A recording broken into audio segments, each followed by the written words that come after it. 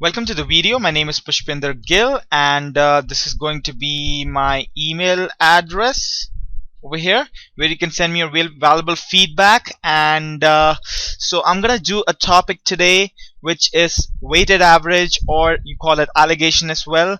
Now this is a topic which can save your life like anything. It's such an easy and such an universal topic that applies to almost every aspect of any test. Call it CAT, GMAT, GRE, anywhere. So let's go ahead and start with this topic. Alright, first of all, it's actually related to average. As I said, it's weighted average. So let's suppose there are these three numbers whose they are 100, 100, and these two numbers, they are 200 and 200.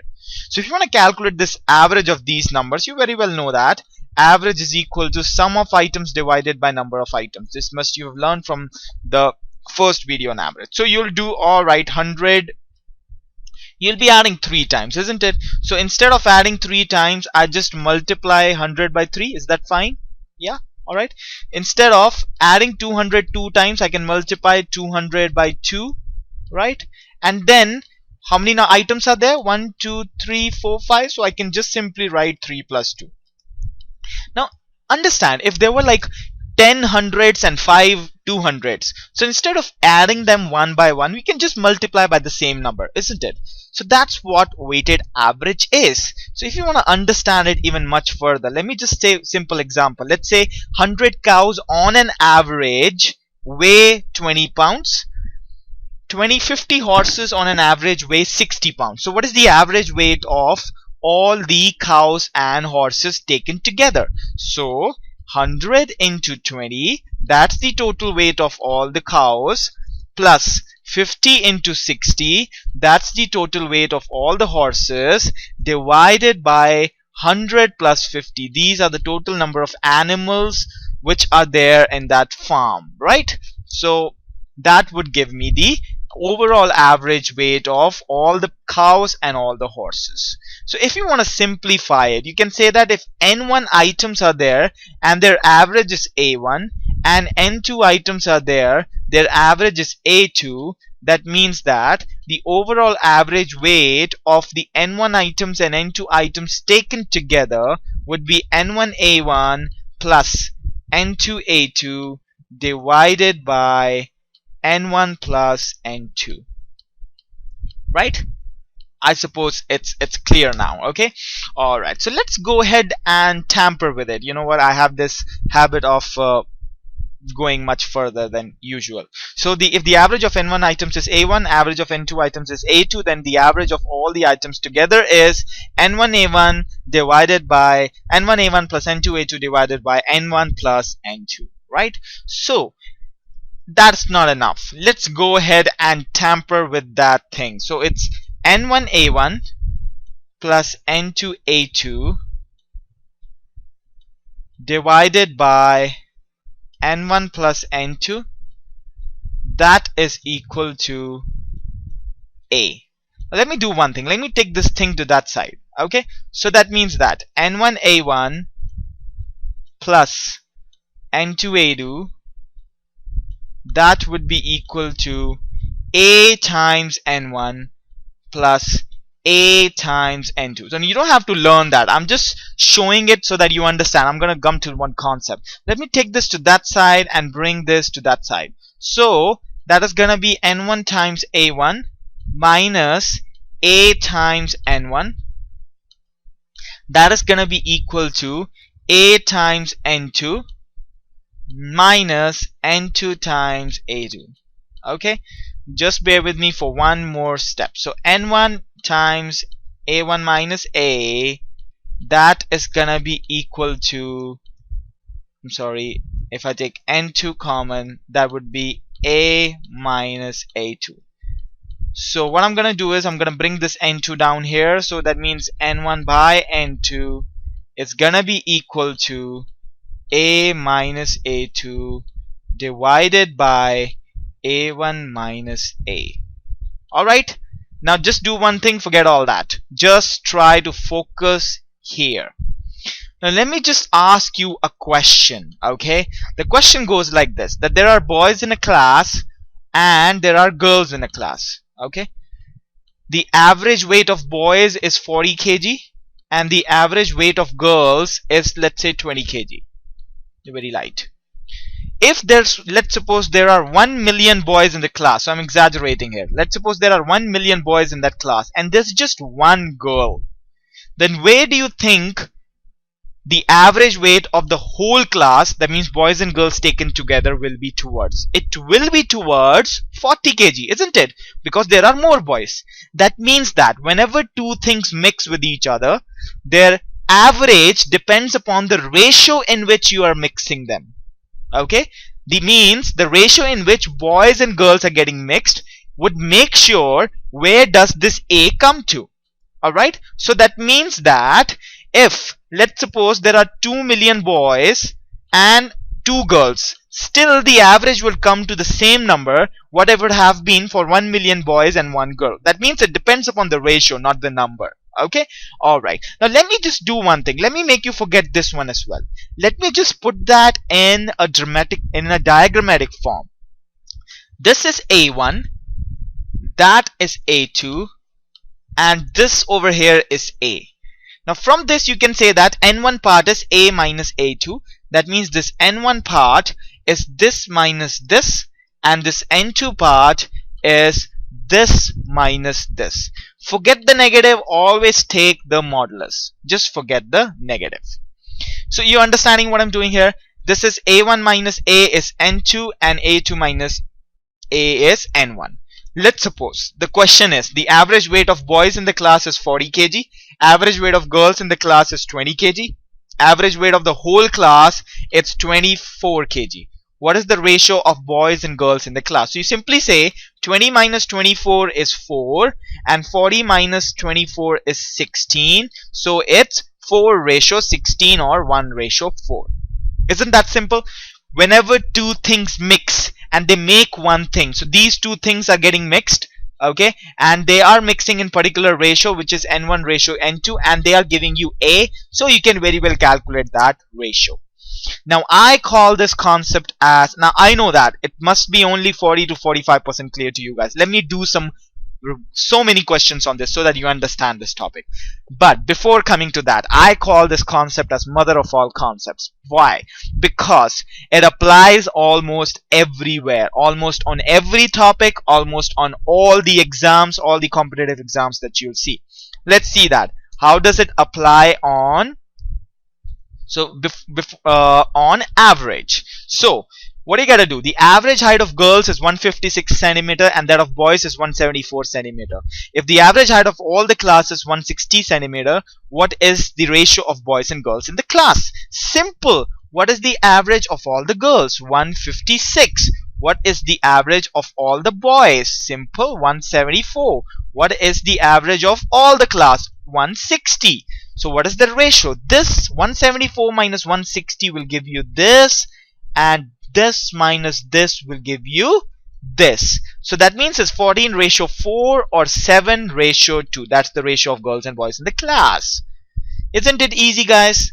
It is easy. So much easy. You don't have to deal with X and anything like that. Right?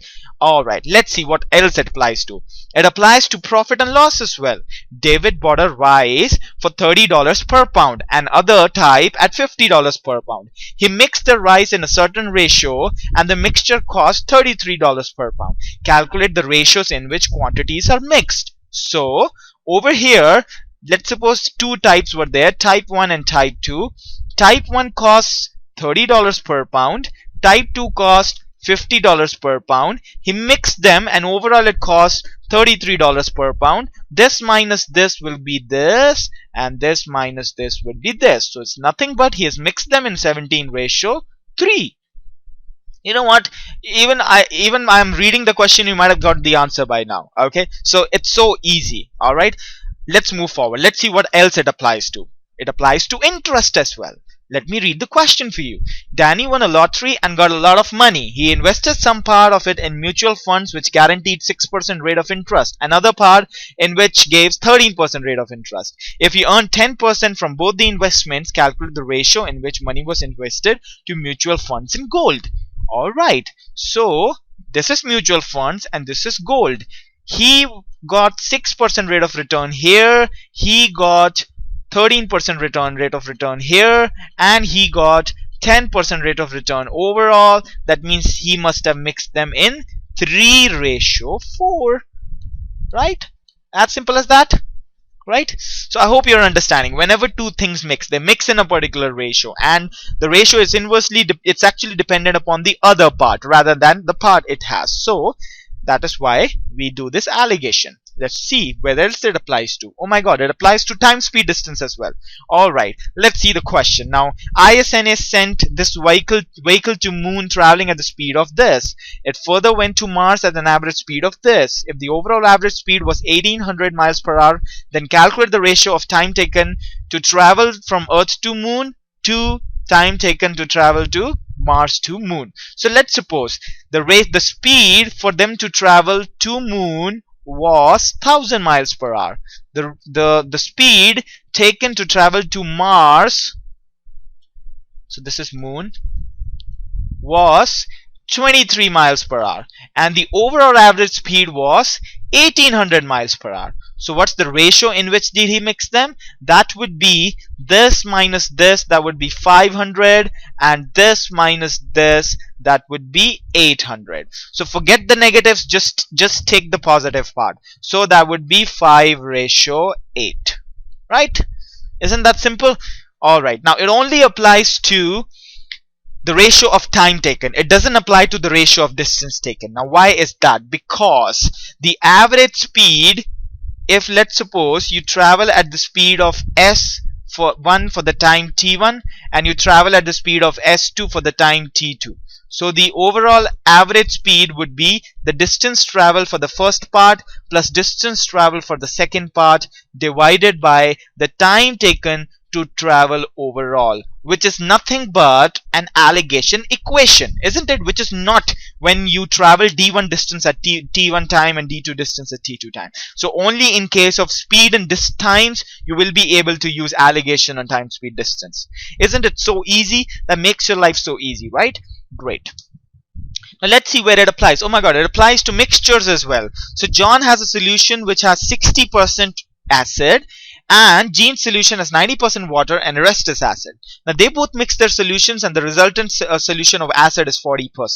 Now overall, now I have twisted this question a little. Now all the questions previous one were easy. Now why they were easy? So that you understand the concept. Now let me just give one little twist. Now in alligation, now what can happen is all the components, the component A1, the component A2, and the component A, they all must be the same thing. So if all are cost price, everything would be cost price. If all are sulfuric acid, everything will be sulfuric acid. If all are rates, everything will be rates. So they all have to be the same. They all have to be comparable.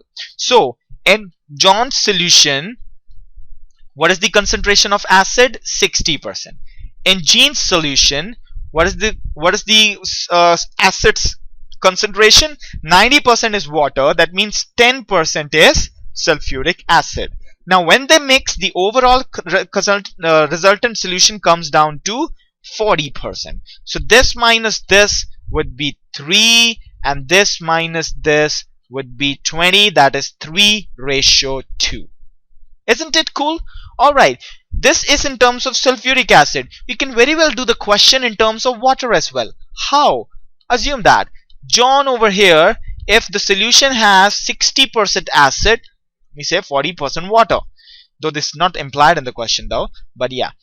Jean has 90% water, and overall if it's 40% acid, that means it's 60% water. Still again I'll get 30:20, and still again I'll get 3:2. So it doesn't matter at all if you take acid or if you take water. There's no magic in that. What you gotta do is you just gotta take the same thing overall, right? So that will give you the answer. Now understand, the very first step for an alligation question for you is to understand, is to comprehend. Alright, I'm gonna use alligation on this question because it looks like an alligation question. The question will not scream that I'm an alligation question. You will have to turn it to an alligation question, right? So how do you come to know that it's an alligation question? When two things get mixed and then they make one thing, no matter what it is. right? Let's see some questions. Now this is in GMAT official guide 13th edition question, and you know what, I see a lot of awkward explanations there. Though we can solve this question in just one line, there are like one-page explanations there on various blogs. So let's try to make our life simple. Now there is seed X. Let me read the question out for you. The seed mixture X is 40% ryegrass and 60% bluegrass by weight, and seed mixture Y is 25% ryegrass and 75% this. And if a mixture of X and Y contains 30% ryegrass, what is the percentage of weight of this mixture is X. Now you know that ryegrass and ryegrass are common in all three mixtures, so do alligation on mixtures. So how much is the ryegrass in this? 40% ryegrass in X. How much ryegrass in Y? 25% ryegrass in Y. And how much ryegrass overall? 30% ryegrass overall, right? So when you mix them, what is the overall solution? This minus this is 5 and this minus this is 10. So that means they are mixed in 1:2. Now what is the question asking you? The question is asking you what percent of weight of this mixture is X. That means that out of 3 parts, 1 part is X. That means it must be 1/3 of the total, which is nothing but 33.33%. Right? So I hope you understood what is this question. Now this is an official question. I'm not cooking this question up so that it looks easy. The concept is so easy that your life becomes very easy. You see that? Let me just take a quick recap. Mixture X was 40%, mixture Y was 25%, and overall it's 30%. That means they must be mixed in 5:10, that is 1:2. That means that X is what part? X is 1 part and Y is 2 parts. That means it's 1/3. X is 1/3, that is 33.33%. Okay, so I hope you understood this question. This is a very easy question. Alright, let's see again another GMAT official guide question. Now understand that you have to identify whether the question is from allegation or not. Now let me read out the question for you. A rabbit on a controlled diet is fed daily 300 grams of a mixture of 2 foods. Now whenever you see 2 things getting mixed, start thinking allegation. Your brain should start thinking allegation. Food X contains 10% protein, food Y contains 15% protein. Now you have very well identified, alright, what thing is common in both of them? Protein and protein. So I know that I'm going to use allegation in protein. Alright, so there is food X here and there is food Y here. It has 10% protein and it has 15% protein. So I just need the overall part and I will be able to get the answer. Now how much protein is overall? If the rabbit diet provides exactly 38 grams of protein, out of how many grams? Out of 300 grams. So since these are percentages, I have to make it again a percentage. So overall, what is the percentage of protein? That is 38 grams out of 300 times 100, which is nothing but 38/3%. Now don't convert it into decimals, guys, because then you'll lose the effect of this 3 here, isn't it? 1.666666 is not exactly a fraction, right? So just keep it like 38/3. So overall the mixture is 38/3%. Now you know what, it's gonna be difficult for me to compare these fractions. So what I want is, let me just put 3 here and multiply by 3 here again. Let me divide by 3 and multiply by 3. So this is what they're gonna become. Now X has this much percent of protein, Y has this much percent of protein, overall I have this much percent of protein. That means they must be mixed in the ratio 7/3 ratio 8/3, isn't it? So 30 minus 38 would give me 8. Just take the modulus, don't take the negative. 3 and 3 gone, that means they are mixed in 7/8. Now what is the question asking you? Question is asking you how many grams of food X are there in the mixture. So food X is 7/15 of total, isn't it? Because 7 parts is X and 8 parts is Y, so it's 7/15. And what is the total mixture? 300 grams. That means that this must be 140 grams. Isn't it easy, guys? Again, a GMAT official question, and you see how easy it is. You know what happens when you go to give the original GMAT? You see, like, it's so easy. Why is so easy? Because it is so predictable. It gives you predictable questions. What all it can do? It can just twist here and there something around, and if you're smart enough, you'll catch it there and then. So whenever you see a GMAT question, I'm talking about GMAT. Whenever you see a GMAT question, what do? You just identify what concept is this question from, and after that you know all the traps which the question maker can put you. These are all the traps. He can either give you this part, and this part. He just have to give you all the things apart from another thing, right? So from these three parts, if he gives you any one of the parts, you can very well get the question from there and then, right? All right, great. Now let's come to one more question. Now this is again a question of two mixtures A and B contain milk and water in the ratios 2:5 and 5:4. Now again, there are two mixtures, so I'm going to use alligation here. How many gallons of A must be mixed with 90 gallons of B so that the resultant mixture contains 40% milk? Now, how much of milk is in A? I want in terms of percentages. So A has milk and water in 2:5. That means that it has 2/7 of milk, isn't it? Great. How much milk is there in B? That is milk and water in this, so that means this is 5/9. And overall, how much of milk have I got? That is 40/100, right? Which is nothing but, if I cancel it out, that is 2/5. Now what I gotta do now, since these fractions are not friendlier, isn't it? They're not that much friendly. So what I have to do is, I have to either I convert them into their original numbers, either I just convert them to a friendly number. I just multiply this by 9 into 7, and the top also gets multiplied by 9 into 7.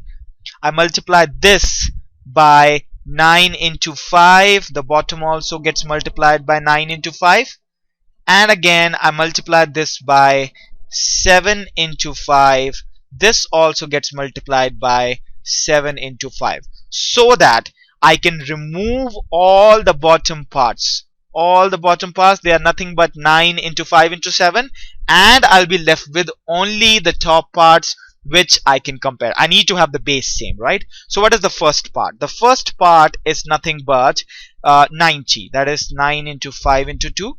The second part is nothing but 35 times 5, that is 175. The bottom part is nothing but 63 times 2, which is nothing but 126. Looks comparable? Now it is comparable. So this minus this would be this, and this minus this would be this. So 175 minus 126 will give me 49, and 126 minus 90 will give me 36. So they are actually mixed in the ratio 49:36. Now he has already given me that how many gallons of A must be mixed with 90 gallons of B. That means that B is 90 gallons. That means if milk is 49x, because they are in that ratio, A is 49x, B is gonna be 36x. Now I already know that 36x is equal to 90 gallons. That means x is equal to 90 by 36 gallons, and I have just to calculate how much is 49x, which is gonna be 49 times 90 by 36. So if I just cut this by 4, cut this by 9, and cut this by 9, I get my answer to be 490 by 4, which is nothing but 122.5. See, in this question nothing was difficult at all. Just is that the numbers were a little crooked, and the reason why I have put this question here is because many people face that problem of having absurd numbers in allegation. You know what? And that's when they drop allegation. Something from my own personal experience, which I see in my students. So this is what you should do. Whenever there are absurd numbers, just get rid of the bottom part. That's what you should be doing, right? But all in all, I suppose you understood the allegation concept. What we did, we just said, okay, all right, how much is milk there in this part? How much is milk there is in this part, which was 2 by 7 and which was 5 by 9, and overall the milk was 2 by 5. And I just got rid of all the irrelevant fractions and I got my answer. Just a little bit of calculation that I have to do, right? Great. Okay, now I would recommend you, now this is a CAT question. You know that I always end my videos with a CAT question because the CAT is supposed to be a tough exam in India, but let me tell you, CAT is it's not that tough of an exam, especially the quantitative part.